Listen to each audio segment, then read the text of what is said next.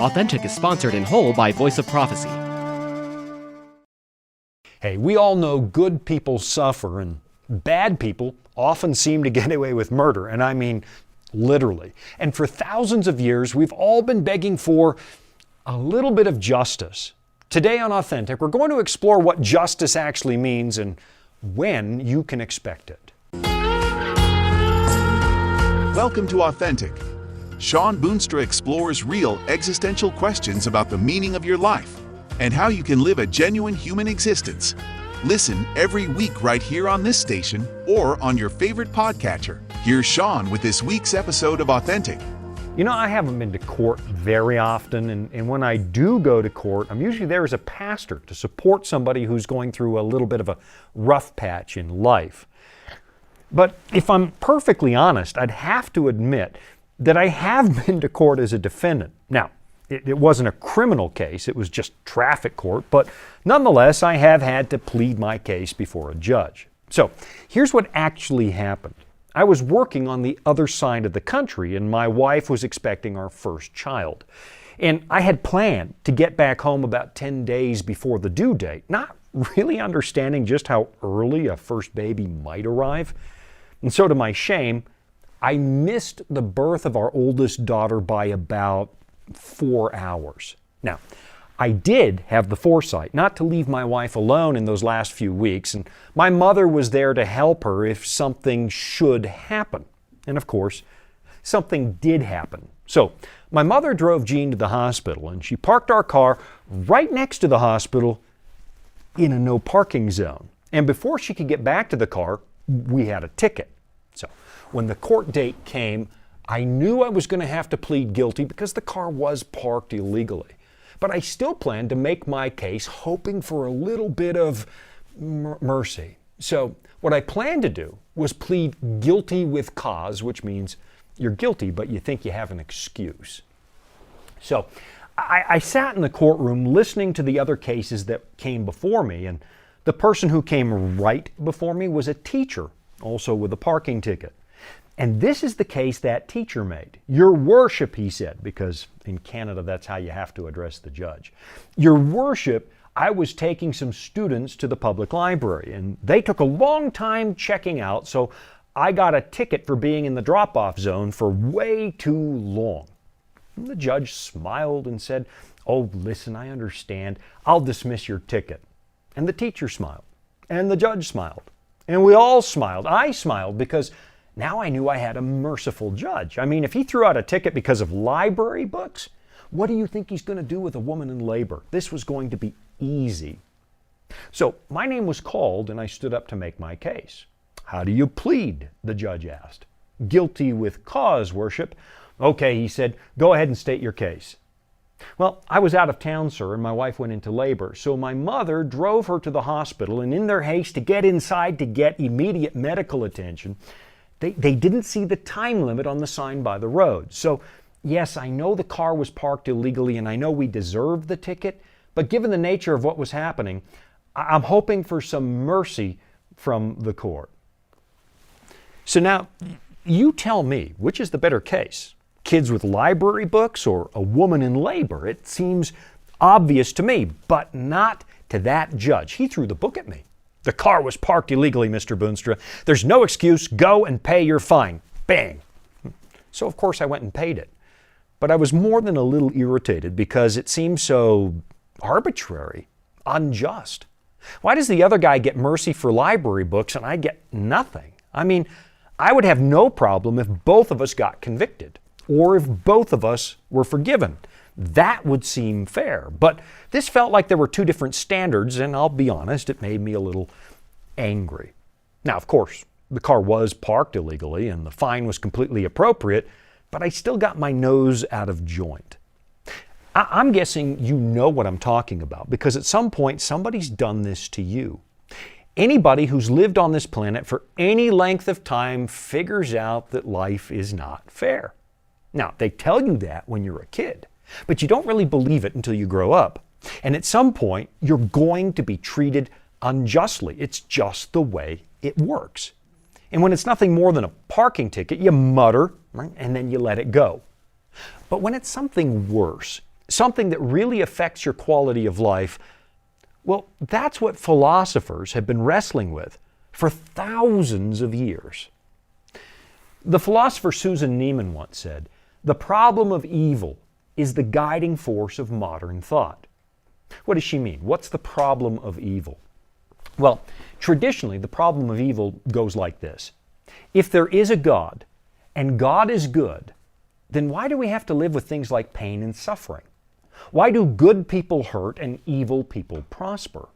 Why do we have natural disasters and famine and plague? Shouldn't a good and righteous God put a stop to all that stuff? Now, the way philosophers talk about this, there are only a few possible answers. Either God doesn't exist, or maybe He's powerless to do anything, or maybe He's some kind of moral monster who's not actually good. Or maybe there's a reason that God allows these things. Trying to explain why we have a good God and a bad world is something that theologians would call theodicy. It's when you try to vindicate the character of God and defend Him against the painful reality of human existence. No matter what your concept of God is, this has been one of the big questions driving the practice of philosophy right from the beginning.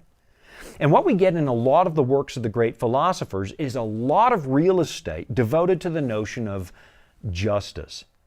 Back in my first year of college, I was forced to read this book, Plato's Republic, and I'm guessing some of you are forced to read this too. This is actually still the copy I bought in my first year of college.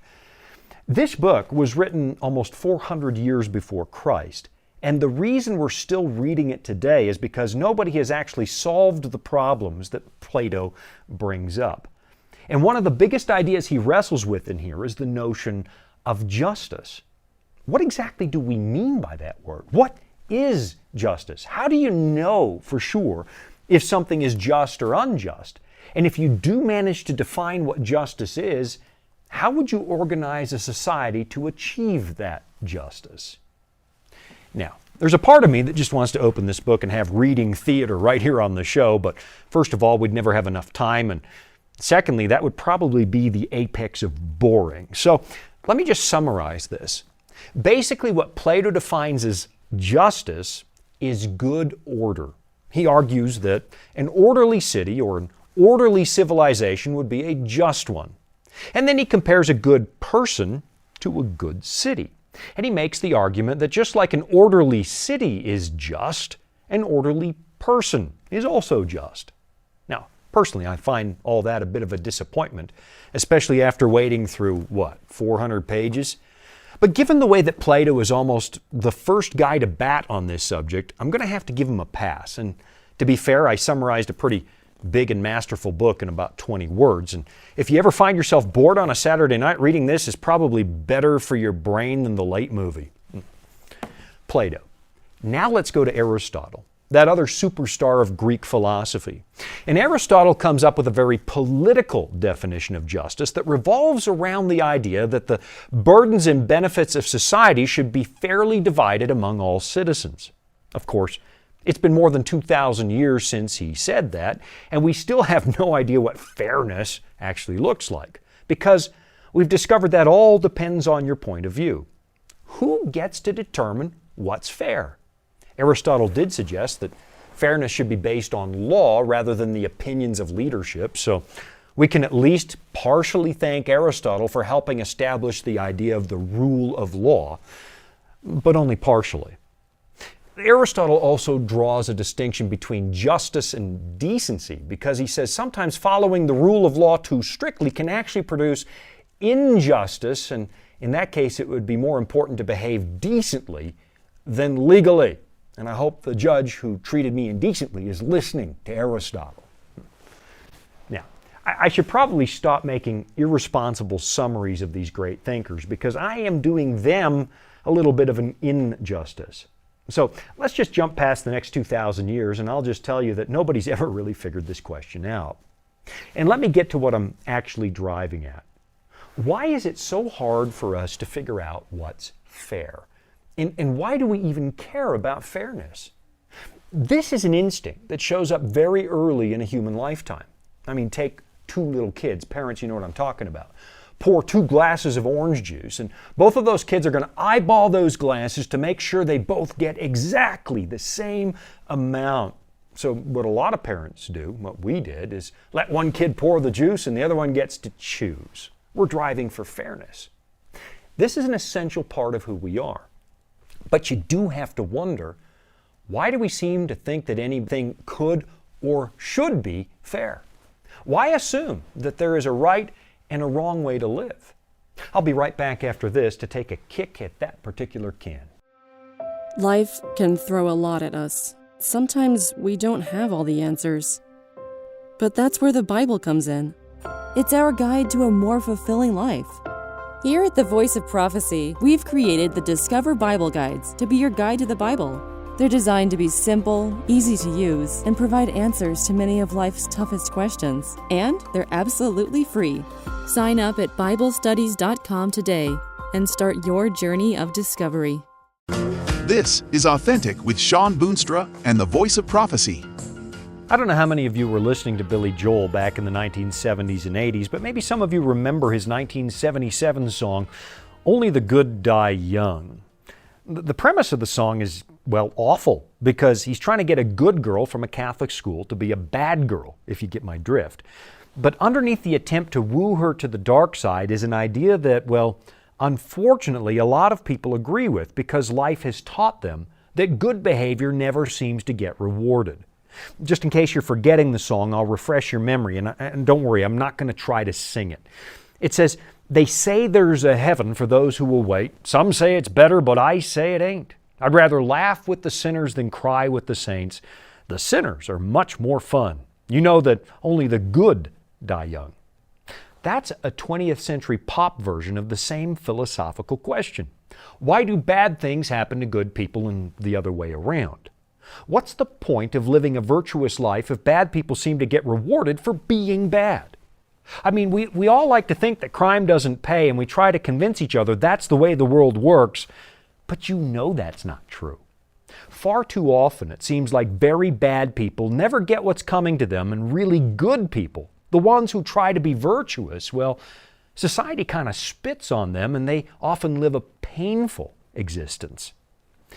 And while you could wade your way through thousands and thousands of pages of really great philosophy, and maybe you should, because I don't think enough people are actually aware of how our civilization was constructed, there is one book that stands head and shoulders above all the rest when it comes to understanding this problem of evil.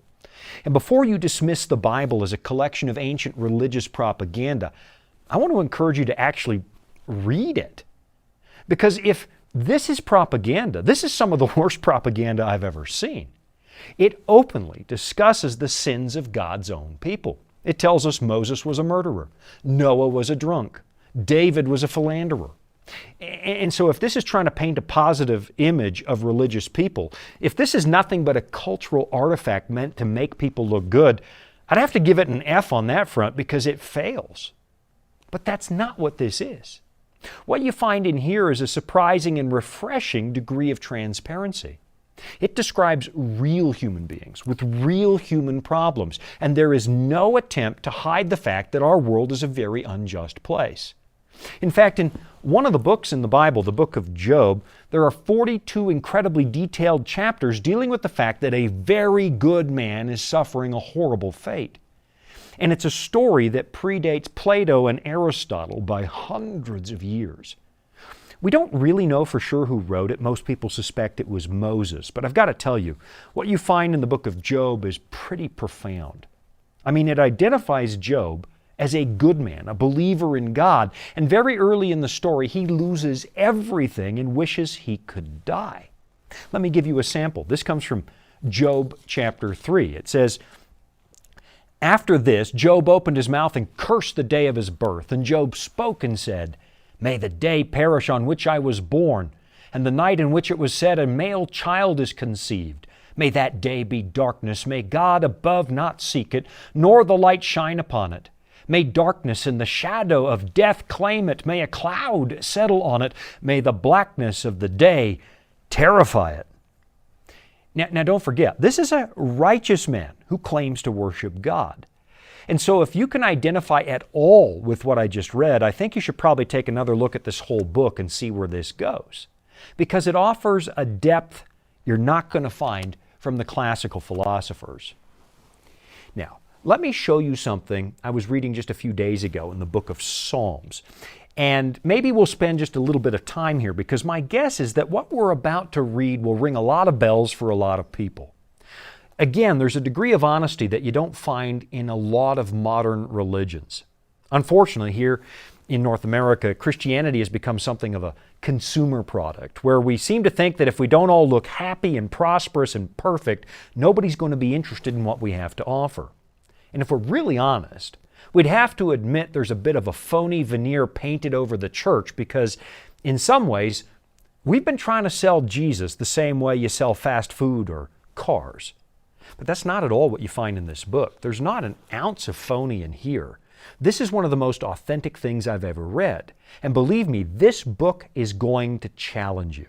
So here we go now with Psalm 73, which was written by a temple worker by the name of Asaph. Let's just dive right in. He says, "Truly, God is good to Israel, to such as are pure in heart." So I could probably stop right there, because that's good advertising, right? Just come to church, get to know God, life will be good.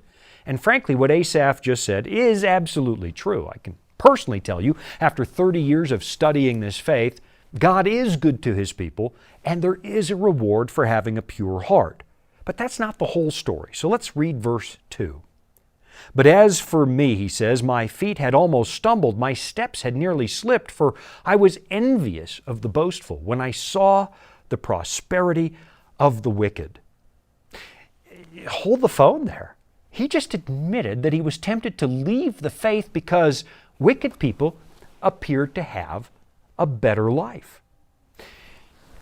This is almost the ancient equivalent of "only the good die young." What's the point of living a good and virtuous life if being wicked and reckless is going to get you places?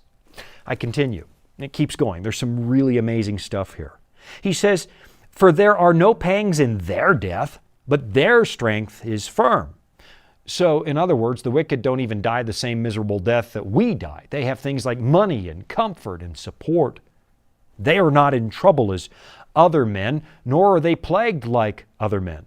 Now think about this one. When you and I get a nasty surprise, like a broken garage door, or a surprise trip to the ER, it means we're going to have to make some decisions about how we're going to pay for it. But some people out there can just live with absolute abandon, even if they hurt people, because they'll just write a check. He continues, "Therefore, pride serves as their necklace, violence covers them like a garment, their eyes bulge with abundance, they have more than heart could wish. They scoff and speak wickedly concerning oppression, they speak loftily, they set their mouth against the heavens, and their tongue walks through the earth." This is what made this author waver in his faith. His goodness was rewarded with a hard life, and people who didn't care about virtue seemed to be able to do whatever they want. "Behold," he says in verse 12, "these are the ungodly, who are always at ease. They increase in riches. Surely I have cleansed my heart in vain, and washed my hands in innocence. For all day long I have been plagued, and chastened every morning."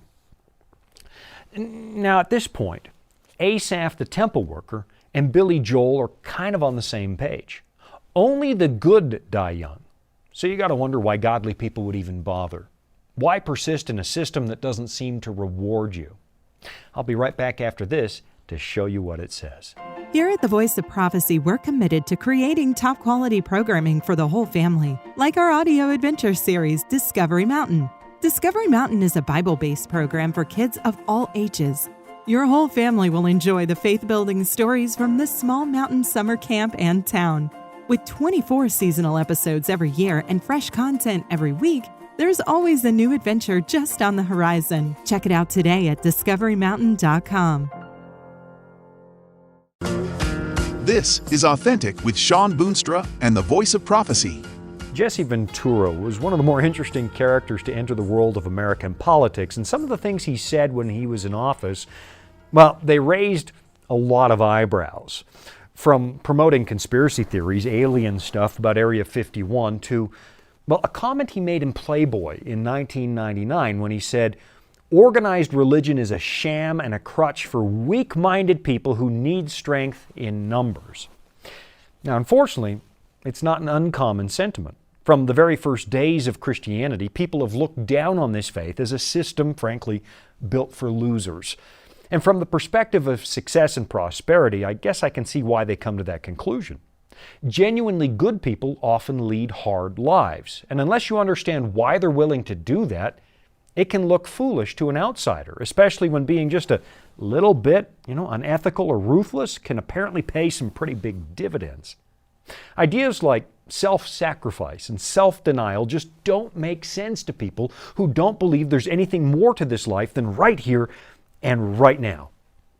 So, just before the break, we were reading the 73rd Psalm, where the author was honest enough to admit that it can be very tempting to give up on virtue and godliness because, well, it looks like wickedness pays better. Let's pick that up again now in verse 16. He says, "When I thought to understand this, it was too painful for me. Until I went into the sanctuary of God, then I understood their end." The teachings and values of the Bible require a degree of self-discipline. Now, it's true. You don't have to earn your salvation, and God's the only one who puts any real effort into your salvation. But still, what this book promises is not what most people would think of as a good life. And I'll admit, there are times when trying to be godly can be painful because a lot of the things that other people might be willing to consider to get ahead are no longer an option for you. And anybody who tells you that they never have doubts and they never question why bad people seem to get good things, probably, well, they're not being entirely honest. I mean, if I wanted to, I could cheat on my taxes and keep just a little more of my money. I doubt I'd get caught. I could lie my way through a job interview to get a better position. I could step on people to rise to the top. And there are people who succeed in doing those things, which is precisely why they do them.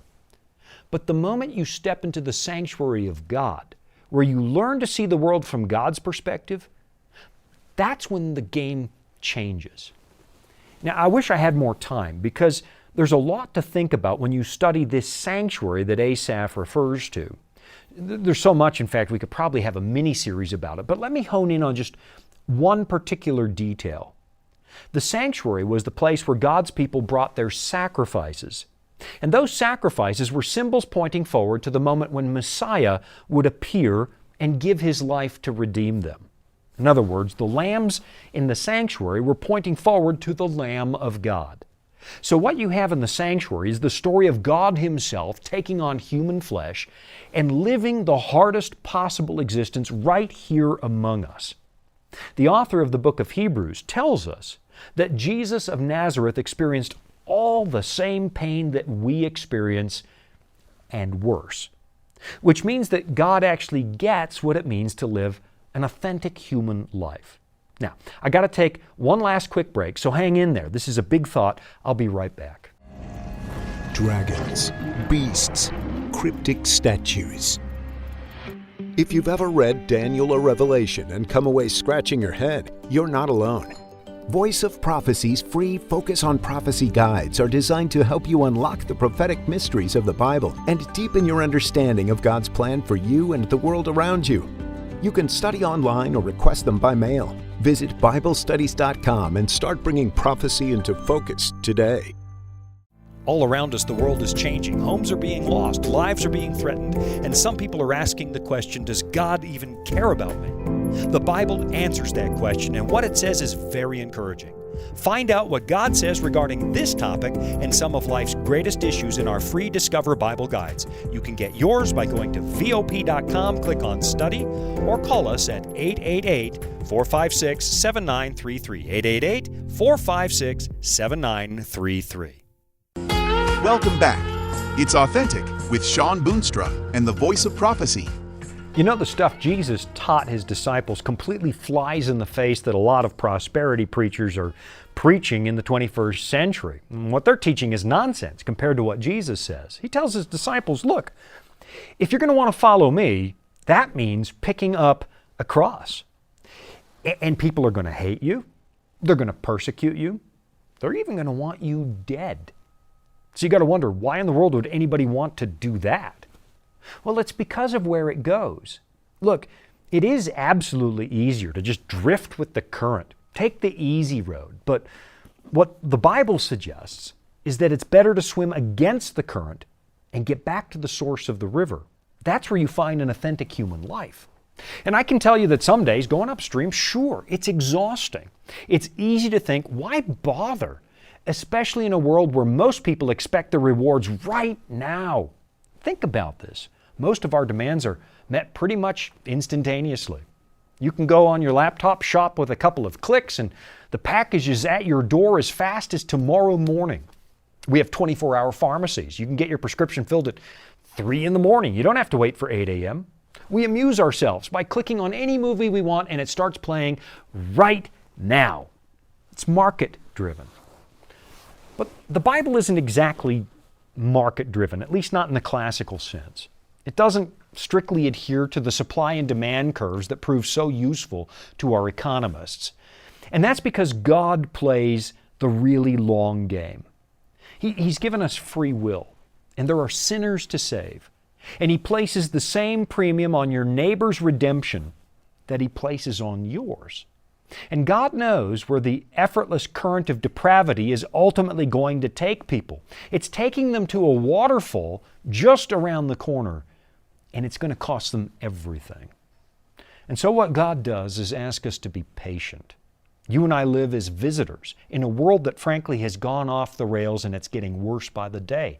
This is a tough place to live a good and virtuous and godly life.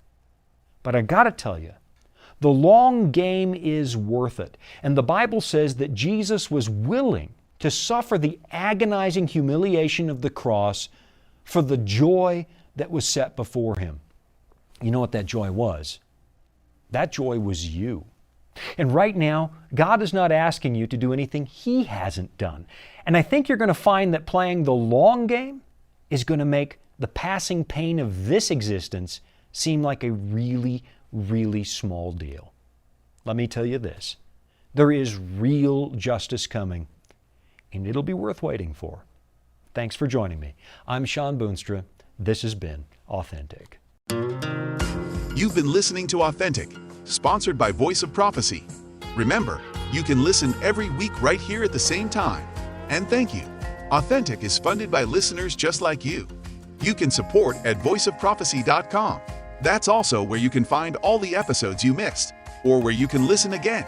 That's voiceofprophecy.com. Retirement planning can be a stressful process, but it doesn't have to be.